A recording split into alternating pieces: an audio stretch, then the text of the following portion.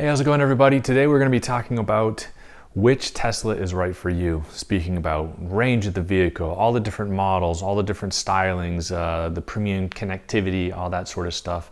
There's so much exciting things in the news world of Tesla, so we're going to talk about that as well. We're going to jump into some recent updates on the Tesla Model 2/Model A, where we think that's going, where that's coming from, and then coming off the heels of 2020, Tesla had a fantastic Q1 with 140% growth increases in production, sales, deliverabilities, everything with their Tesla Model 3, Model Y. We're going to talk about that as well, whether or not we think it's sustainable. So sit back and relax. You guys are watching the Tall Tesla Guy.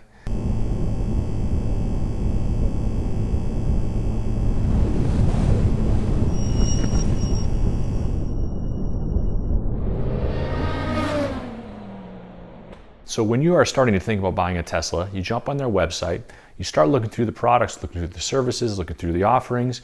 You're going to notice that in addition to the simplicity of the site, there's only 4 options available because you can't get the Semi, the Cybertruck, or the Roadster yet. So you have the Model S, the Model X, if your budget is that high. And then you've also got the Model Y and the Model 3. The Model Y and the Model 3 are the cars that they are selling like hotcakes. Everybody is looking to get them. So depending on whether or not you want the space of the Model Y, because it's a hatchback, you get a little bit more room in the back. Like in my case, we have a dog that goes in the back there. Or the Model 3, a little bit sportier looking, sedanish, kind of sporty kind of car sort of thing. The Model 3 as well. So when you're looking at either of these, there's also trim levels within the vehicle itself. So you'll notice on the Model Y, there's only 2 varieties available for you, the long range and the performance. Right? So we have a Tesla Model Y long range. We did not opt for the performance, but I can tell you right up front, the speed, acceleration, the liftoff with the Model Y long range non-performance is more than enough. It's nearly twice as fast from 0 to 60 as my gas vehicle was, or any other vehicle that I've had in the past. So it's definitely there if you need it. However, I can say that I've never thought that I needed to go faster off the line. If performance and speed is something that's super important to you, with the performance version of the Model Y, in addition to a $10,000 increase in the price tag, you get some performance wheels, suspension, brakes, you get the red brake calipers, that sort of thing, and then it drops a second off your 0 to 60 time. So, you know, stuff like that's super important to you, and you don't mind the extra, you know, price tag, then that performance version might be the one for you. But you're going to notice outside of that, between those 2 choices, you have a couple choices of paint. There's only 5 there. You have a couple choices of wheels. There's only 2. And then you have full self-driving or not. In reality, full self-driving is not really feature complete yet, so it's not something that I would necessarily suggest. Though down the road, Elon has said it's going to be more expensive. So if that's important to you, jump it in and throw it in the price tag.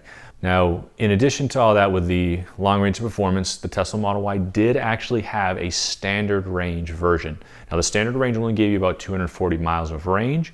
And, you know, the 0 to 60, it was a rear wheel drive, single motor. The 0 to 60 was a little bit slower. However, it was only on there for about a week. Then it disappeared. Elon said you could order it by calling the company or calling one of your showrooms and placing an order for it, though I've yet to see anybody be successful with that kind of mode of it. And then they haven't brought it back yet. Down the road, who's to say that they won't? However, they don't have it yet. So jumping right to the Model 3, because this is the other car we're going to be talking about today, you're going to notice 3 trim lines, right? They have a standard range plus, gets you about 240 plus miles. They have a long range, which is going to be an all-wheel drive dual motor, and that's actually going to give you plus 300 miles, about 330, I think, maybe 340. And then you have the performance, which drops the range down a little bit to about 330. So you're going to, between those 3 models, and you're also going to notice the same kind of paint options, same kind of wheel options, same kind of performance upgrades, you know, red brake calipers and such, and then full self-driving. And that's it, right? So when you're looking at all this, even though the options are limited, you might be thinking to yourself, there's so much, or how do I choose? So one thing to keep in mind, regardless of which type of vehicle you get, you're getting a Tesla, right? So if you get the standard range plus and the range isn't necessarily an issue for you, and we'll talk about that in a minute, your price tag is going to be lower. You get that new EV credit that we'll also talk about in a minute, and you still have the speed, the performance, you have the acceleration, the over-the-air updates, the technology that comes with the Tesla, the styling on the outside from the exterior. There's only a slight red line underneath the dual motor in the back that tells you that it's either a performance, a dual motor, or a single motor. So, to the common eye, nobody's going to be able to know the difference. It's only going to be you on the inside. There's some options with premium connectivity and that sort of thing, but for the most part, it's exactly the same. It's an identical vehicle between all three trim lines of the Model 3 and both trim lines of the Model 2. The changes are real subtle in the inside of the vehicle. Leads me into the Model 2/Model A, right? So they were talking about that a little bit, as the car for everybody, right? It's going to be a sub $25,000 Tesla. And then you add the EV credit, which is potentially going to be $10,000 instead of $7,500. Who knows if that'll actually come into fruition or not, but they're talking about a $10,000 EV credit now. So you take the $10,000 off and you're sitting at a $15,000 Tesla, right? So take away, it's going to be a rear-wheel drive most likely.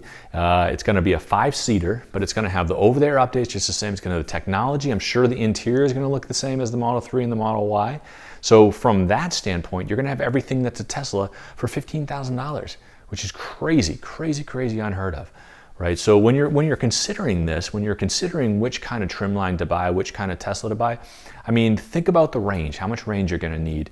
And then outside of that, unless you plan on racing a Ferrari, you're not going to need that Model S Plaid, right? You get by with just the regular one. Like I said, we have the long range edition. We didn't get the performance or anything like that. And it's more than enough kick. It's more than enough acceleration. And our range is definitely there. But I can say, we had our car into the shop, Tesla, they were fixing something on it, and they gave us a Model 3 Standard Range Plus as a loaner vehicle while the car was being fixed, while our Model Y was being fixed. When we had it, it only had 240 miles of range, but I can say I never once had range anxiety. We had it for almost a week, and it was more than enough range to get around with everything that we were doing. 240 is more than enough. Right, so we have some friends that have a Model 3 Standard Range Plus. They've had it for 3 years now, and it's got the 240 miles of range that comes with the vehicle. But with Tesla's insane, intense supercharging network, it's all over the country. Everywhere you want to be, they have superchargers. They've gone on long road trips, and they've never had an issue with range, never had an issue with superchargers, anything like that. When they're driving with a toddler, so you can't put in those Ironman 8-hour drives anymore. So the frequency of the stops is actually something that's a positive. And I noticed that as well. In reality, the range was never a problem at 240 miles. However, I will say you cannot add more range, but you're never going to get from 240 to 320. The range is important, especially if you're taking on trips, but really kind of sit there and consider what you use in a day. Maybe with your gas vehicle, how often you're driving, what sort of mileage you're getting, that sort of thing. And then use that to determine how much range you need on your vehicle, because it's always going to come back down to, regardless of the range, regardless of the trim line that you get, whether it's a Model S, X, 3, Y, A, B, C, T, whatever they call this next one, it's going to be a Tesla in the end. So you're going to have that enjoyment, that excitement, that comfort. Most comfortable seats I've ever been in, both the 3 and the Y, and I am 6'5". It was something that I was pleasantly surprised in when I got it. When I went on a long trip, you didn't have those pressure points where you feel the kind of the fatigue and everything like that, which is super nice. And you're going to have those same seats in the model, whatever it is that comes out next. So, kind of keep that in mind too, the comfort, the enjoyment, the technology, the excitement that comes with it, stopping at a supercharger, jumping on the infotainment screen and watching some Netflix, watching some YouTube, whatever it is that you need to entertain yourself, entertain your toddler in the back, is something that's going to be there regardless of the trim line that you get, of the vehicle that you get. So one of the things that this is kind of sort of segue into, this Model 2, Model A is something that Elon talked about during Battery Day last year. It was something that was super exciting in the EV world, a sub 30K, sub 25K Tesla nonetheless, but a Tesla or electric vehicle, a fully electric vehicle. They even talked a little bit that this might be the car that's launched in China through the Giga Shanghai factory. And there's a lot of things that are indicating or indicative that might actually come true, right? They brought a Gigapress. They had a Gigapress in Berlin, but they brought Gigapress to Giga Shanghai. Now, a Gigapress is the machine that's actually going to take their molten aluminum. Now this molten aluminum is something that Tesla created just for themselves, and it's going to allow them to create a single cast frame of the vehicle, right? So it's going to add to the structural integrity of it. They can do a honeycomb structure for the battery to make it even stronger. But more importantly, it's actually going to reduce the number of robots that are required to produce the vehicle, which is going to save money. It's going to save room. They're going to be able to produce them faster. They're going to be able to produce them cheaper. We're excited that the opportunity to be able to do it, and actually makes sense that they could. There's no reason why they can't. You know, one of these giga presses, in fact, they're talking about with a terafactory, right? So it's a gigafactory right now, but they're talking about with a terafactory, they're actually going to have the ability to produce them that much faster.